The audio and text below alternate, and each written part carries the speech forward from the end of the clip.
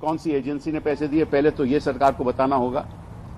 और आपको एक और बात बता दूं, वो बहुत गंभीर बात है कि ये जो जब इस्तेमाल होता है तो ये इसका लिंक दिया जाता है, पेगासस सॉफ्टवेयर का लिंक दिया जाता है जिसके लिए पैसा लिया जाता है। वो लिंक के द्वारा आपके मोबाइल फोन पे वो इंटरसेप्ट कर लेते हैं।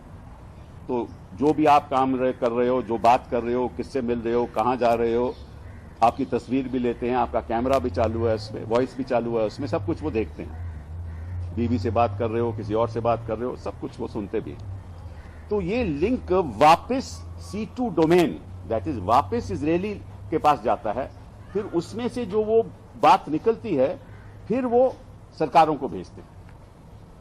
तो सबसे पहले तो इस देश के मंत्री महोदय और देश के गृह मंत्री को बताना चाहिए, और ये बताना चाहिए कि हमने कभी इसका इस्तेमाल नहीं किया।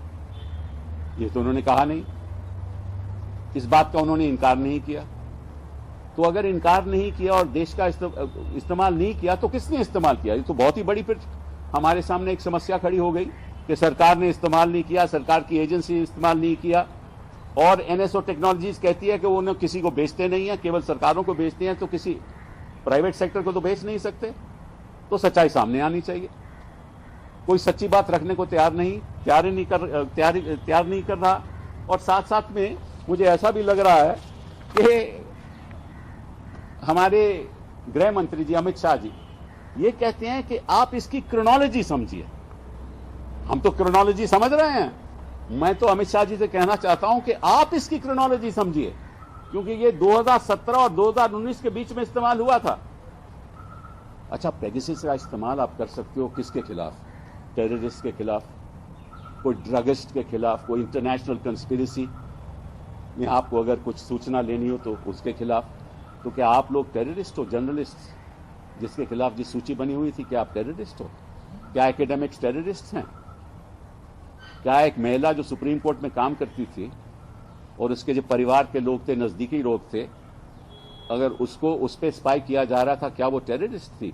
और हम पूछना चाहते हैं मंत्री जी से और इस सरकार से कि किस लिए आप उस महिला के खिलाफ को इंटरसेप्ट कर रहे थे, उसके फोन्स को इंटरसेप्ट कर रहे थे, उसकी लिस्ट में नाम क्यों है? चलिए, आपने कहा कि जब तक लिस्ट में नाम हो भी, फिर भी इसका मतलब नहीं कि वो इंटरसेप्ट हो रहे हो। चलिए, मान लिया, उसका लिस्ट में नाम क्यों था? पत्रकारों का नाम क्यों था? संपादकों का नाम क्यों था? इसका मतलब आपकी मंशा थी।